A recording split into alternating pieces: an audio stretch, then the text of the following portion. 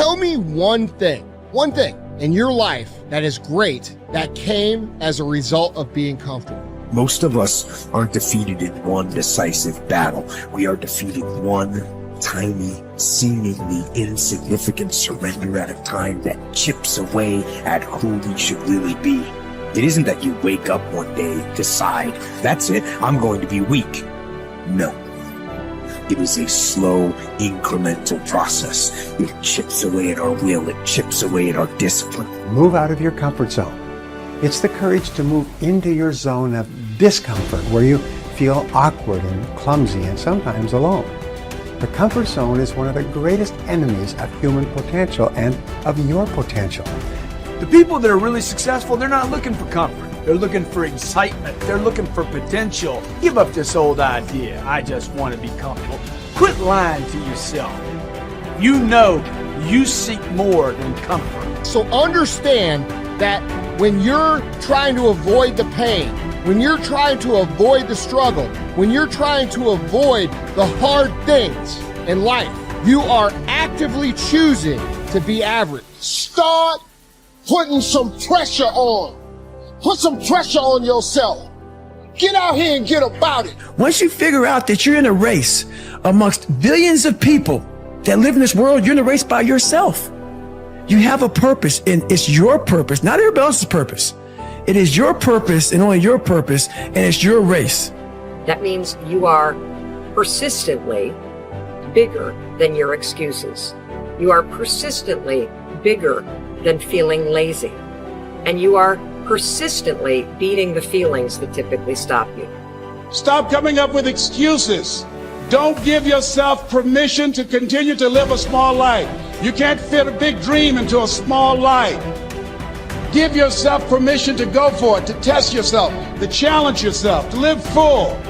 When the sun comes up, you've got all the books, you've got all the tapes, you've got all the access. Now it's time to hunt.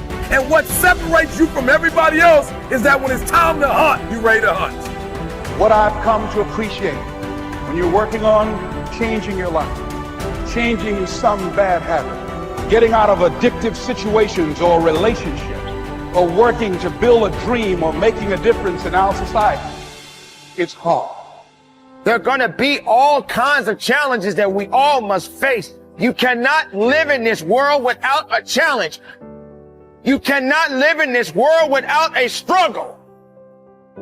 Greatness is right on the other side of pain. So what are you running from it for? You say you want to be successful, then push through it.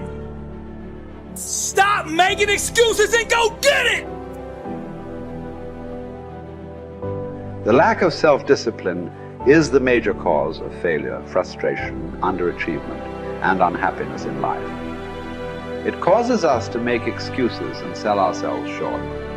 Perhaps the two biggest enemies of success, happiness, and personal fulfillment are first the path of least resistance and second, the expediency factor. The path of least resistance is what causes people to take the easy way in almost every situation. They seek shortcuts to everything. They arrive at work at the last minute and leave at the first opportunity. They look for get-rich, quick schemes and easy money. Over time, they develop the habit of always seeking an easier, faster way to get the things they want, rather than doing what is hard but necessary to achieve real success. The expediency factor, which is an extension of the law of least resistance, is even worse when leading people to failure and underachievement. This principle says people invariably seek the fastest and easiest way to get the things they want, right now, with little or no concern for the long-term consequences of their behavior. In other words, most people do what is expedient, what is fun and easy, rather than what is necessary for success. Every day, and every minute of every day, there is a battle going on inside of you between doing what is right, hard, and necessary, like the angel on one shoulder, or doing what is fun, easy, and of little or no value, like the devil on your other shoulder. Every minute of every day, you must fight and win this battle with the expediency factor and resist the pull of the path of least resistance if you truly desire to become everything you are capable of becoming.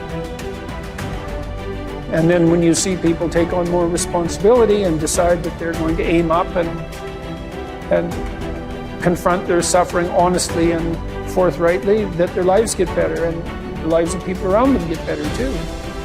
And so that's very strange as well, because it also means that the pathway to less suffering is through suffering, right? And that's that would be hopeful if the world was constituted that way. It's like, well, there's suffering. How do you make it worse? Run away. How do you make it better? Confront it. Yeah, but it's suffering. It's like, yeah, but it's there. There it is. It's right there. It's a precondition for existence or something like that. And it's like you have something important to do as well. And you confront it, and that's the pathway to transcending it. We need to figure out, like, now, today, what is, you know, the best way to live your life? What is the, you know, there's got to be ways you can be putting forward the most positive energy. I mean, we know objectively what's causing pollution. We know objectively what's causing birth defects, and, you know, and we're taking in too much chemicals and not enough vitamins. We know objectively all this stuff.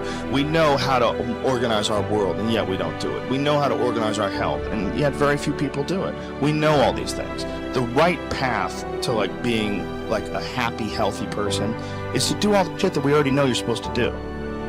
Take care of your body, take care of your health, take care of your mind, your stress, meditate, be kind to people. We all know that. I mean, you ask anybody, they know how to get by and to be the most evolved version of you that you can be. I mean, it's not like a magical checklist. If you talk to people about it, you said, okay, here you got a person, you want to improve them, what are the things you're going to do to them?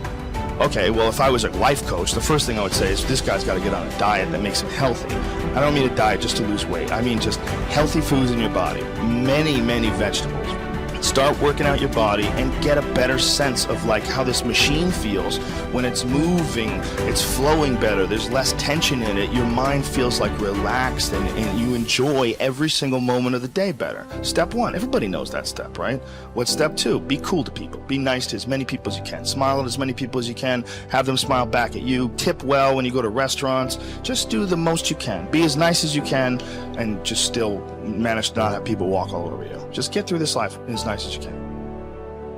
The average human is capable of unbelievable improvement. That's the thing that's my superpower. I don't think I'm special. I just realized in looking at the science that humans actually are capable of this incredible amount of change. It is the strategy that our species took to be able to pass knowledge on through culture rather than having to have everything be instincts. And in having that layer where we can drink in the culture and read books and learn from other people, and, you know, even now we're all learning from things that people thought thousands of years ago and wrote down. Like, it's insane. It travels through to you, and all of that wisdom stored in culture, so that as your parents are teaching you things, they're actually encapsulating a ton of the wisdom that is endured, whether it's endured from religion or books or whatever. Like, you're bathed in a culture that is giving you all of this incredible information. And so recognizing how powerful and potent that is incredibly meaningful.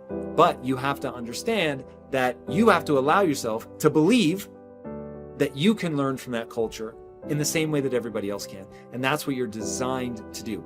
Now, for me, that completely gave me the confidence, and I put confidence in air quotes because it's not like I believe something specific about myself. I just believed that the human animal is capable of this extraordinary change. And so now I just needed to point myself in that direction. Now, this is the key. Once I realized that I could get better at anything, it dawned on me that how I spend my time is a spiritual consideration. And I didn't want to die with potential that I failed to turn into skill set.